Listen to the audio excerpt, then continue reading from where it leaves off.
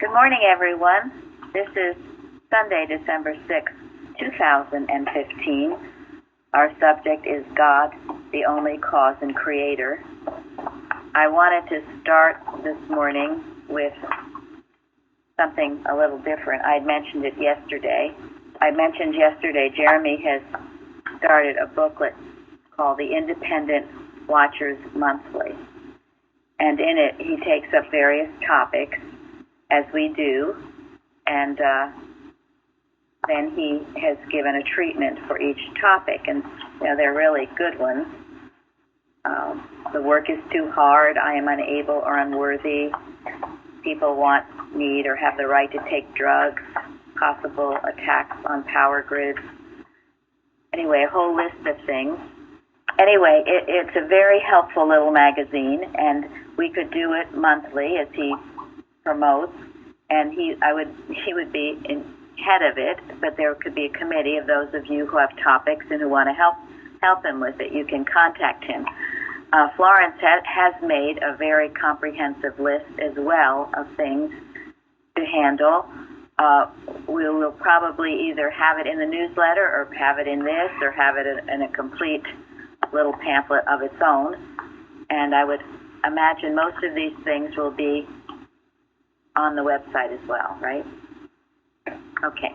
All right. Well, but what I found so interesting, for a long time I've wondered this. What is our purpose here? What is the ultimate goal? And Mrs. Eddy speaks about the millennium. Martha Wilcox has written a chapter on the millennium. Do any of you know what the millennium is? It's the absolute fruition of the goodness of life in God. Yes. Yeah, when man will know the truth, all mankind will know the truth. Yes. It also references a passage in Revelation where John saw what was coming. Talks about the silence for a space of a half an hour. And, we can interpret that as we wish, but it might be the point in time when no one's complaining, no one's arguing. The reign of the Christianity of Christ is supreme. That's right. It's been defined as the reign of Christ for 1,000 years. And by that meaning the Christ consciousness, what the Christ represents. And Mrs. Eddy, and I've talked to a lot of you about this, those of you who have called me this week, but Mrs. Eddy has said that, and you study these pages in Science and Health starting around 96, the end of the chapter on spiritualism. She says the material world is even now becoming an arena for conflicting forces. On one side, there will be discord and dismay, and on the other side, there will be science and peace. And she goes on with that. So the millennium, and it would appear now, we seem to be in this stage where there certainly is, she said it back then, but there certainly is now a lot of discord and dismay. And we as Christian scientists must do this work to usher in the millennium. Wouldn't you think that would be appropriate? Yeah. Yes. Yes, it would be appropriate, yes. And so we are going to work on this. I would also suggest, I always bring it up around this time of year, but Martha Wilcox has written about Mary, the mother of Jesus, in her book, and how during the dark night of the Roman Empire, the dark night of materiality, there was a small group of wise thinkers who ushered in what? Millennium? No. The Christ. The Christ. Right, the Messiah, the Christ. Oh, okay. Yes. And it's a beautiful reading and so true. Hear everything. Can you imagine being in the Roman Empire It just gives chills up and down my spine, what it must have been like. And yet they focused on this work that they had, and they were able to usher in the Messiah. And Mary particularly was such a pure thought that she was receptive to the idea that it could be done, and it was done. Of course, even then it wasn't recognized entirely as to what it was, but it certainly was. So here we now have this opportunity, and a while ago I had found in either Precepts or one of the Oaks books where Mrs. Eddy has said that when Christian scientists learn to love each other, there will be no need for churches. That was rather astounding to me. It made me think deeply about what that meant. So, more recently, in a pamphlet, a large pamphlet, 1936 Primary Class by Bicknell Young, on page 21, Jeremy found this. When Christian scientists demonstrate love universally, the millennium will have arrived. And it is not necessary that mankind generally should do it. Get that. It is only necessary that the Christian scientists should do it. That would be enough. This implies that they have not done it yet, doesn't it? They have not. But that does not change love. What does that mean to you all?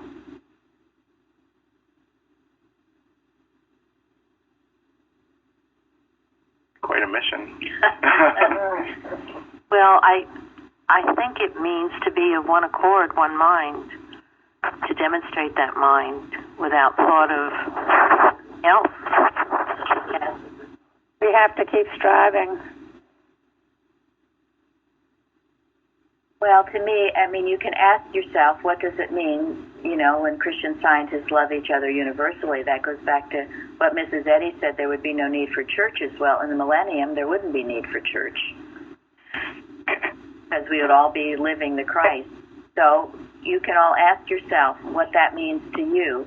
And to me, it goes back to, at the end of the day, do you have any resentment toward anyone? In truth, we are all Christian scientists, aren't we? Everyone, everywhere. Right. That's how God made us. So just make sure that there is this love for all mankind. And then Jeremy goes on in his own words that being part of this watch team here at the church has felt a bit like a calibration process, getting my thought in line so that I can be a useful member. It's led me to wonder if all the watchers were similarly calibrated, wouldn't it eventually lead us collectively to that demonstration Mrs. Eddy spoke of? What does that word calibrate mean? Just get things in line. I just think about like aiming a gun, having the sight and the target meet up in the same place. That's where the bullet goes. It's being in focus. To fine tune. Right. Having the target clearly in thought. Very interesting thought, and it is what we are doing, isn't it? Aiming to do. I think Mrs. Eddy saw that the work in unity is of great power. And so, Joanne, would you tell us about your forum on consist, right? Consist.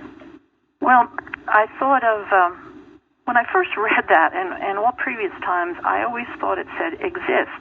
My eyes kind of flew over it. And when I saw it for the first time where it said consist, and he is before all things, and by him all things consist, I looked up the word consist, and it means to stand together, to be in a fixed or permanent state, be supported and maintained. And I thought of the unity of the church, and that we are all standing together in a fixed and permanent state of mind, which is God, and we are supported and maintained by God. And also, taking it one step further, the word consistent comes from that word, consist. So there is a aiming of being consistent in our thought and our work. And I might add that, one of the things I do before every watch I partake in is to know that everyone is coming together in the one mind, and they are being brought by God, and that is the unity. And I think that is a power for us to know that beforehand, so that we're not hoping that we're all calibrated, but we are knowing that we are. Thank you. Can I add something I found this morning from Carpenter? I was looking something else up, but this is what I found. They're referring to a letter that Mrs. Eddy wrote, where she wrote, "To love one another even as Christ loveth you." Then Carpenter adds, "Why should it be difficult for church members or practitioners to love one another? Unity of effort against the common enemy is vital, and the enemy knows this, and so works on the point of disunity more than any other. Jesus was insistent that the workers in the field love one another. He knew that and that alone would cause the work to be done in unity and so effectively." Thank you very much. That's a wonderful point, important point. Because how does the devil make Christian scientists ineffective in their churches? What's the history of the Christian Science Church after Mrs. Eddy left? Everybody bickers, right? Yeah. Yep. Oh, and this division. excommunicating going Division. on. Vision. I think it's that who shall be greatest thing, too. Yeah. Absolutely. I mean, we've seen it over and over, haven't we? The litigation. I mean, what did that do? It ripped the movement apart, didn't it? And the other thing, I found this interesting too. One of you asked me about the two schools of thought. One is called the Chicago School, which is Kimball, because that's where he was from. And it's in Mrs. Wilcox's article on the millennium. She speaks of it. And here again, now, here is someone who was taught by Mrs. Eddy, lived in her household. Wilcox says, Mrs. Eddy and Mr. Kimball and others who taught in the college classes to instruct those who were to be sent out into the field to teach, taught that anything that exists is never to be destroyed but fulfilled. The impersonal truth enfolded into another period of fuller revelation, and certain teachers announced that organs and functions of our present body are spiritual, or divine ideas consciously unfolding, and Wilcox was one of those. Our mortal mind did resist this unfoldment of truth, and everyone who made those statements was accused of spiritualizing matter. Mortal mind said that they were trying to make material organs into realities or divine ideas. It was and is amazing to see how mortal mind clung and still clings tenaciously to itself as matter. The mortal thought matter was something, and to admit that it was only an illusion, a misstatement, or a deception was to be its own undoing. We understand and prove that our present body and all that constitutes our present body, even though regarded as matter, is demonstrated to be spiritual or spirit expressed. But we talked about yesterday, you're not God, but God expresses himself through you. So here was more division, these two schools. And I find it interesting that it is being mentioned in this article about millennium. All of these divisions. So we can know, as you understand what this real science is, get away from all of this other clamoring stuff. You understand it, you begin to demonstrate it in your own life, prove it, then this will silence all of this. And this is, to me, in praying about it, the love of all scientists, the love of the brethren. It's not that we're going to fight and have all these differences, but we are going to continue to know the truth and make that truth be manifest, so the false beliefs will fall away. Again, it is not with people. That's a personal sense. It is with the false systems, and the false systems have risen up in the ranks of science, Christian Science. The organization, that is. Yes, the organization.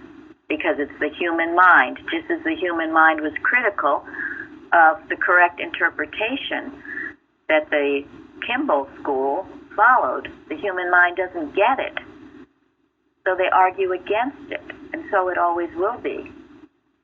She also says in this article, every Christian scientist should know the nothingness of fascism and communism.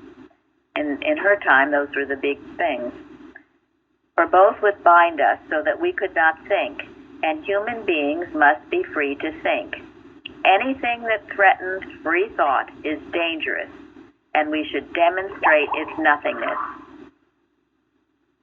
This is again what we're doing in our watches.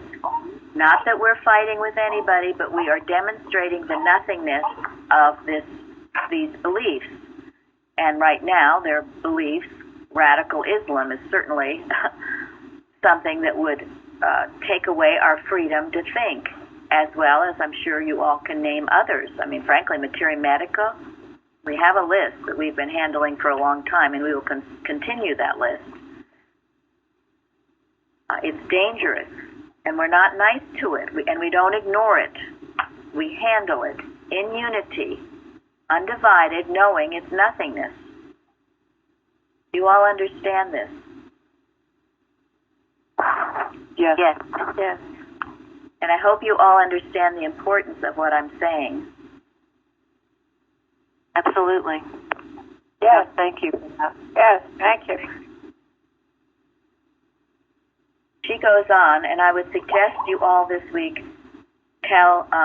read her, Martha Wilcox, The Millennium, The Greater Works. Says really that the greater works are not having the works to do. It is the reign of Christ. It is seeing the truth about what really is here. Because Jesus would say there, you will do greater works than I, and people scratch their head, well, what greater works could there be? Well, this would be a great work to bring in the millennium, to usher it in. And so, if we don't do this work, what does Mrs. Eddy predict will happen? Another 1,000 years of darkness. 19 years.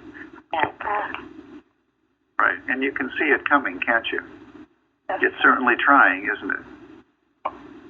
This is a solemn calling and a solemn duty, but what else can we do? What else do we have to do? What else is more important than this? So each day you exercise your ability to demonstrate your science. You draw closer to God. You prove that He is real in your life in every instant, whether it's health, supply, whatever, and you radiate this light, because the darkness that cannot come when there is a light. And of course, one candle can lighten a whole room, but if you have a lot of candles, well, that's even better, isn't it? So, any comments on this? And thank you, Linda, for finding what you did. Well, I mean, what's going on now seems to be, and it goes along with Wilcox's article, a chemicalization. Yes, it does, and this is what it is. And Mrs. Eddy says the worst things seem to be what? The riper it is. Destruction. Ready for destruction. Ready for destruction. So. And that's how we should see what's going on today. And some of it, I mean, you can view it objectively as truly, it's the Adam dream. All of this stuff is the Adam dream. And I heard something last night where it said that the people inside this new caliphate are disenchanted. They're not really happy there. Well, I would certainly hope so. Well, how can you be with it? Well, that's just it. How can they be? And our watches will free them from that vicious, wicked, false belief. That is the purpose of our watches. And as we do that, we will find this happening more and more. People will be awakening out of the Adam dream, and that's all it ever is. It's never real. It's a dream that people are dreaming. So, your job, my job, all of our job is not to be sucked into it, but to stay above it and to do the work. It's very mesmeric, and it can get you sucked into it. So, any more comments about this? I was reading something this past week that jumped out to me. It's from Herbert Eustace, his 3 Immaculate Conceptions article, and it seems to tie in with what we're discussing now as well as the overall lesson for this week. And it's in his article, he says that the Christian Scientist is today at the climax or pinnacle of evil's height of absurdity, as man being himself God. What can embrace more absolute chaos than such a vicious suggestion? God, infinite good gone, and man masquerading as God. Yet ridiculous and idiotic as this may sound, it is the inevitable conclusion our journey has forced us upon. And then he talks about leading up into the last days, but says this has not one thing to do with person. It is wholly impersonal, even as the account of the destruction of evil in Revelation is wholly symbolic and impersonal, as indeed is all ignorance. The victim of this mesmerism is not one bit different to the victim of disease. He did not originate the error and simply needs to be enlightened, to be saved from its illusionary power. And it stood out to me that there's so many persons in this world today that are credited with creating an atmosphere of such hate and fear and oppression and prejudice, and they're not been given one bit of power, of right, or the creative ability to do any of this. Well, and that's right, and that certainly goes back to our lesson. This is why we work on this, certainly this week, God being the only cause and the only creator, and all these other false creations and so-called causes, again, will go back to their native nothingness. They would have to, because they're not from God. So, and this too, I wanted to give you, thank you, that was Amanda, right? Yes. Thank you. This is from Lessons of a Seventh Day, page 293, where Mrs. Eddy says, remember this, that I charge you, avoid being identified pro or con in politics. If you do otherwise, it will hinder our cause. Remember this, keep out of the reach of such subjects. Give all your attention to the moral and spiritual status of the race. God alone is capable of government. You are not. I am not. But God has governed through his anointed and appointed one in the way of divine science, not politics, nor the making or breaking of national laws or institutions. He, God alone, is capable of this. I know sometimes it's really hard to stay out of it. But the best work we can do is knowing God's control and God's government of our nation and all nations. We should spend our time there. But that doesn't mean to be ignorant about what's going on. We need to know what's going on and what the false claims seem to be, and to handle them specifically. So we do have much work to do, but it's wonderful, wonderful, great work. So there's a lot of opposition to this morning. I knew there would be. I was kind of ready for it. Anyway, anyone else on this? Yes, I just wanted to add that it has to be divine, because just this week I finally opened up a bound volume from 1889, and one of the first little articles I read was called United Effort. It was all about the Christian Science as its foundation is the principle of unity. So it just ties in totally with what you're talking about, so I really appreciate it. That is interesting. And unity, of course, that's not mass mesmerism, not a lot of other things. Unity is that one accord. Mrs. Eddy talks about when the disciples were of one accord, in the same place and of one accord, and it caused an influx of the Spirit, the Holy Ghost, coming down, as well as handling the claims of error. And we must. This is where I think the scientists have failed, where they don't want to get down and dirty with the error, and sometimes you've got to be. Can't be stupid about it. Go ahead. A really good point also, because another ailment of the Boston is conformity, and that's considered unity. Wow. That has been very damning. Yeah, but it's interesting how it's a humanization of the concept, isn't it? Right. Conform. Mob mentality. Right. Anytime, that's just it. Unity is a divine idea. It's being at one with God. And only then can you actually be united with those who are also at one with God.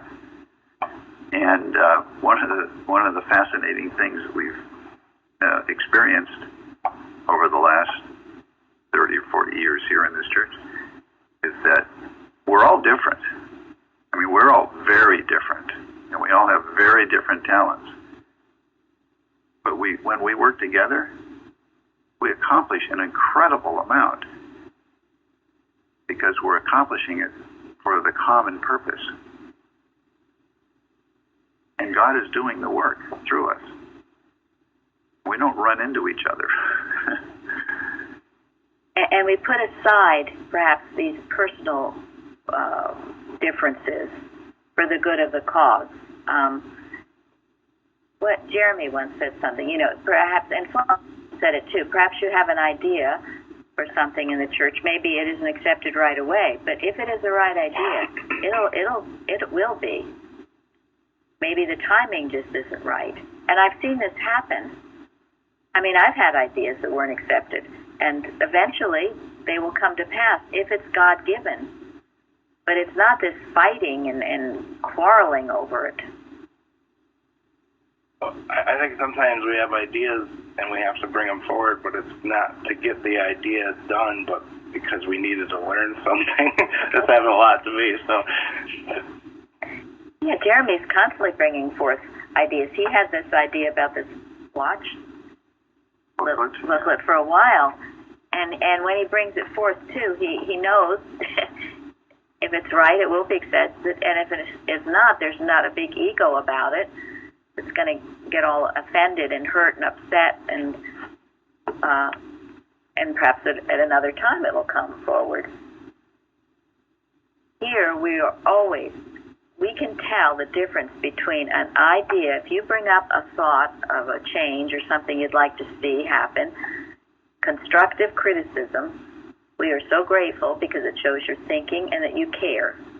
On the other hand, if you're just bringing up stuff that's what I call annoying,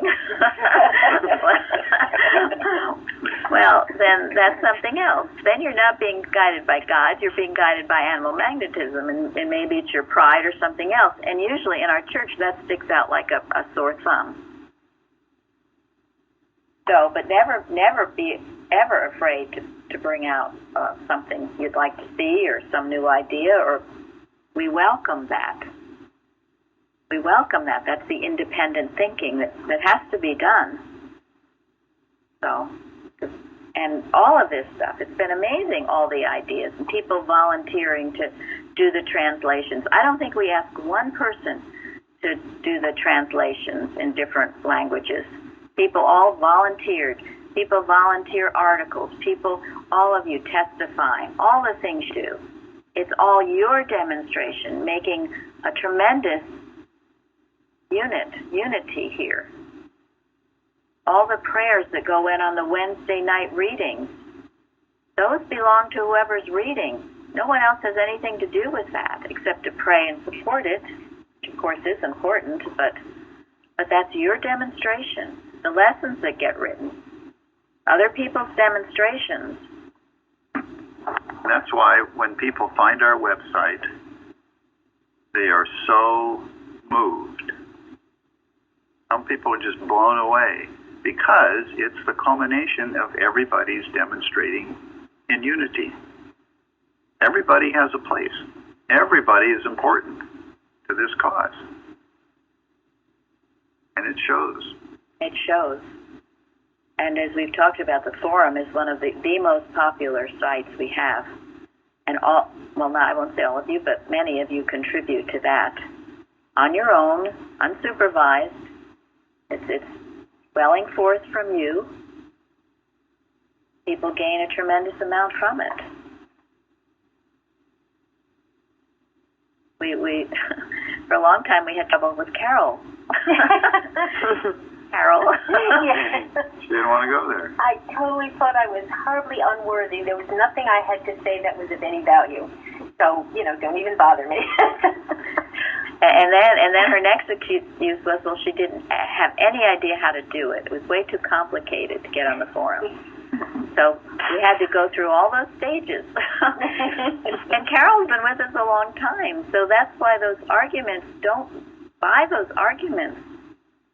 And now, very often when she writes something, people say how much it helps them, as well as her testimonies.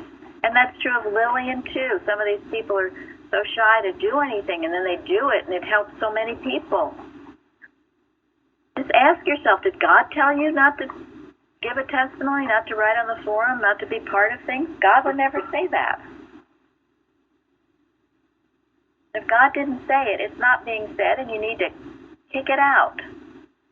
Get on with what's right, and obeying Him, mainly. Lawrence, do you want to speak to any of this, or do you have anything you wanted to bring up today?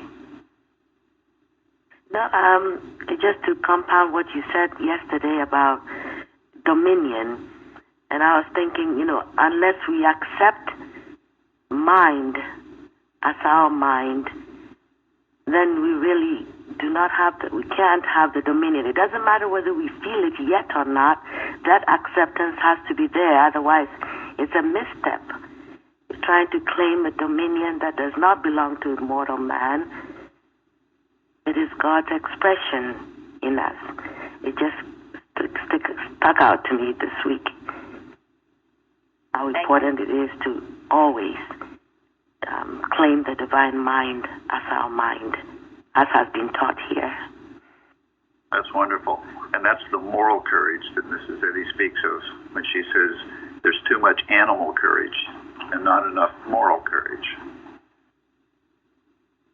It takes courage to claim the divine mind as your mind in every circumstance. But you're right, Florence, unless you do. Yeah, very important. Where the dominion comes from. Very good. And when you are saying you can't do something, you are in effect saying what? God can't. Yes. There's some other power apart from God, and that's no, absolutely not. And when you align yourself up with God and God's plan for you, and you are His expression, of course you can, and you will have everything you need to accomplish whatever it is that you are to accomplish. Whether it's cleaning your bathroom, giving a testimony, spending 10 hours at work, whatever it is. But are you relying on Him? Are you seeing whatever you're doing as God-given, and you expressing Him?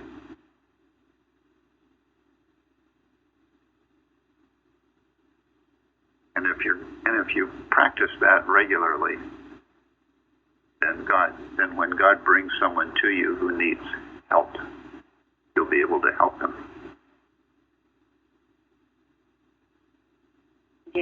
That always should be whatever you're doing. We were taught, I remember being taught in Sunday school that I was an ambassador for God. I don't know if that's what everyone was taught, but that was what my Sunday school told me, teacher.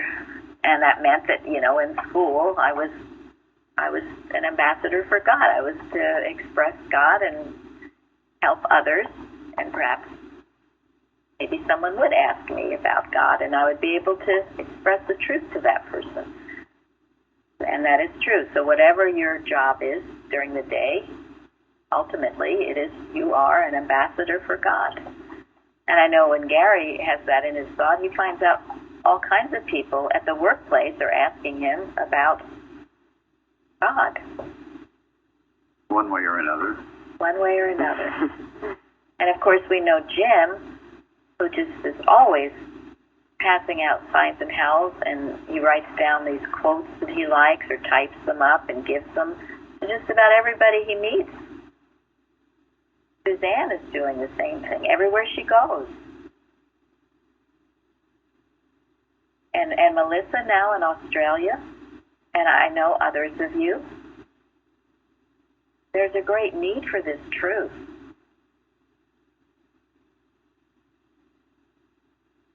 So don't be reticent in giving it out.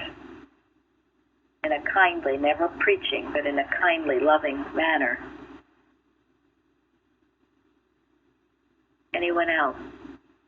Yes, to back up what you were saying about using it every place, what I've noticed ever since I moderated that Bible lesson about 3 weeks ago, everything that I seem to work on around here has become so much more efficient, and I'm so grateful for that. It's not always lost in what I need to do next. But then the other thing, going back to also about everybody contributing to Plainfield, what fascinates me is I just looked up that article on United Effort, and the signature on it was a simple letter N.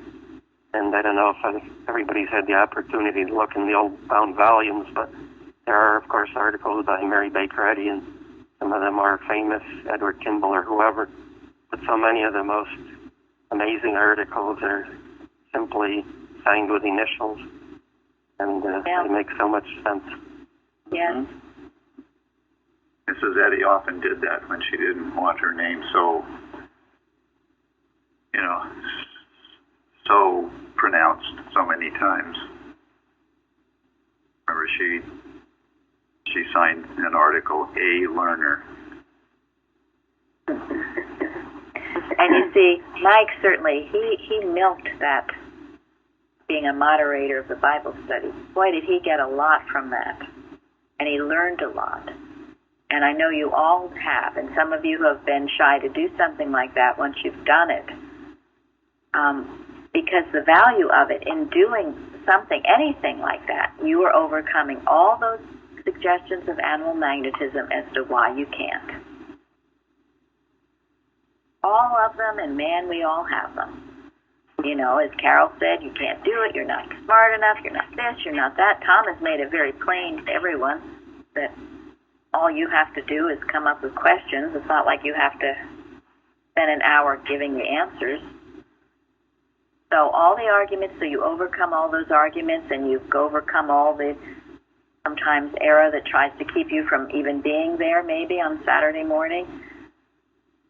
Overcome the shyness of speaking in front of people. All those things you overcome. You have to demonstrate your questions, as Mike brought out. If they're not good ones, then you have to go back to the drawing board and try it again. You get practice in getting yourself out of the way, listening to God. You do that, and you do learn. And I know you all have, and I know you all are. And this is the purpose of a good church. I just want to say, yesterday I felt like the Bible lesson was just a giant treatment for the world. It was just wonderful. Well, that's interesting, because I think when Shardy said she thought this whole lesson was a giant treatment for the world, and I'm glad that came out in the Bible study. Thank you, Karen. Thank you. Jeremy was going to say something. Oh, I was just going to say, the first time I did a Bible study class, Lou and I partnered up for it. So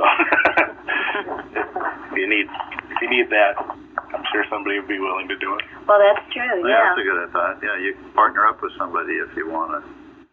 Took the pressure off. Yeah. And so read the definition of church. Church, the structure of truth and love, whatever rests upon and proceeds from divine principle. The church is that institution which affords proof of its utility and is found elevating the race, rousing the dormant understanding from material beliefs to the apprehension of spiritual ideas and the demonstration of divine science, thereby casting out devils or error and healing the sick. Thank you. All of you, keep that definition close to your heart. And in that way, this church can fulfill its mission. And that mission, whatever that mission is, and as I've alluded to this morning, bringing in the millennium, well, why not? And we have many other missions as well, but mainly just what that definition says, elevating the race, rousing the dormant understanding, and then destroying the beliefs so that we get the right apprehension of God. And believe me, that will do more for your family, for your community, certainly for our nation and for the world than anything else you spend time doing. Anyone else? This all goes with our lesson, expression, God the only cause and creator, as our Bible study brought out yesterday. I would like to say, too, I am so grateful to Tom from New York because he has remained and helped us with this Bible study. And I'm very, very grateful for that.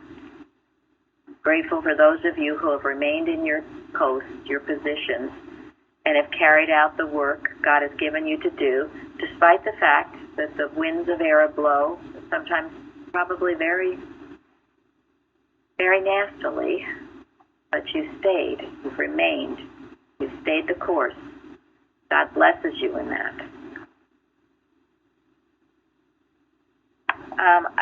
Well, thank you for that. Well, thank you, Tom.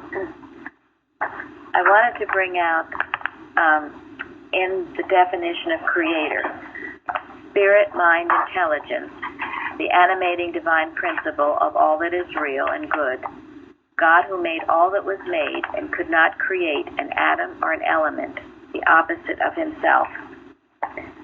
Now, think about that, and as you go about your day, not an atom or an element unlike himself. This idea of germs, this idea of these, I was thinking of all the insects now, all these insects carrying diseases or whatever they do. I thought it was very interesting. Also in Lessons of a Seventh Day, it says, mosquitoes are an attack of mortal mind using our consciousness to annoy us. It's quite a statement. They sure make annoying sounds. They do. They do. And then it says, a belief of pests does not exist. Correct it. Prove it. And then it blesses us. So, not an atom or an element unlike himself. Not even a mosquito. So you heal those mosquitoes. They're not annoying or anything else. Ticks, all of these beliefs of things that are going to harm you. These are belief systems, right? It's a belief. Absolutely. God never said it. So work on it. Rather than accept what you read or see or hear, know this truth. Know that a mosquito exists in your consciousness, and it cannot have an element unlike God. Nothing can. God created it all, and if it's not of God, then he didn't create it, and it will destroy itself. And that is how Jesus healed, and that is how we can and should heal. What a challenge, huh? And as you do it more and more, you will find you will, who was it that said it? I think it was Data. You get confidence. You get confidence in what you're doing. And you'll be able to not be impressed when mortal mind raises its ugly head. So I would very much like now to finish our miscellaneous writings, the question we had started and not finished, on page 42. And we were at line 17. There are 2 more paragraphs to that. So let's see. Maybe someone read the question again. Yes, someone read the question again and then read those last 2 paragraphs. Does anyone have it to hand to do? I have it. Okay, thank you. I thought that was Ava saying she did. I was going to say, okay. Yesterday, we had 40 people in the Bible study, but Sharon put 40 and a half. A half was for Ava. Thank you.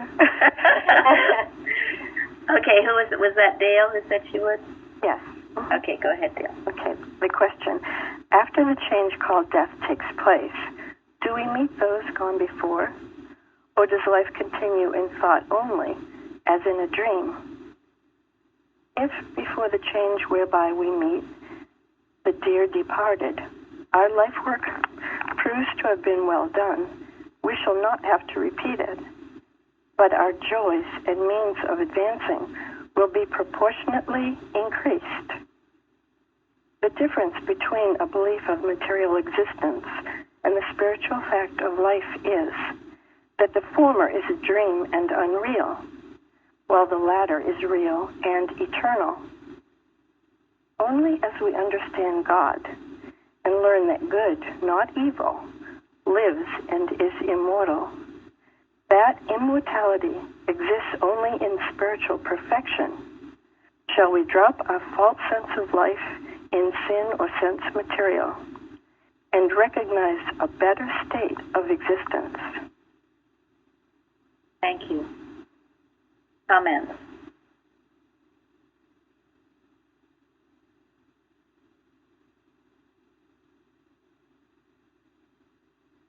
Makes me So it doesn't matter who we meet. What matters is where our thought is. The lessons that we learn as we continue this eternal life. Who else? Was that Florence? No, I just said that it sure makes me want to work and do the work. Well, and that's it. And it's saying if you have done your life work here, you've fulfilled your mission, this earthly mission, as best you can. When you go on, your joys will increase, which would absolutely seem right. Now, if you haven't, and you leave this earthly life with things a mess, well, you're still going to have a lot to work out. So it all makes sense. Mrs. Eddy's definitions of heaven and hell make total sense. Anyone else? It's just so wonderful that we learn here how to work things out now, so we don't have to wait. Everything is here now. That gives us the answer. Ava agrees. How to work it out. So well, that's right, and we have a lot of joy in doing that work. So good. Well, okay, I'm going to close now. This is with Lessons of a Seventh Day, page 160. Mrs. Eddy, as you think, you travel. As you love, you attract. You are today where your thoughts have brought you. You will be tomorrow where your thoughts take you. You cannot escape the result of your thoughts, but you can endure and learn. You can accept and be glad. You will realize the vision, not the idle wish, of your heart, be it base or beautiful, or a mixture of both. For you will always gravitate towards that which you secretly most love. Into your heart will be placed the exact result of your thoughts. You will receive that which you earn, no more, no less. Whatever your present environment may be, you will fall, remain, or rise with your thoughts, your vision, your ideal. You will become as small as your controlling desire, or as great as your dominant aspiration. Beautiful. So, you're welcome. Wow, that was beautiful. Thank you. Mm-hmm. Welcome. Thank you. It's the importance of your thought. It'll take you places. Let it take you somewhere glorious. Okay. Thank you all. Thank you. Thank you. Thank you.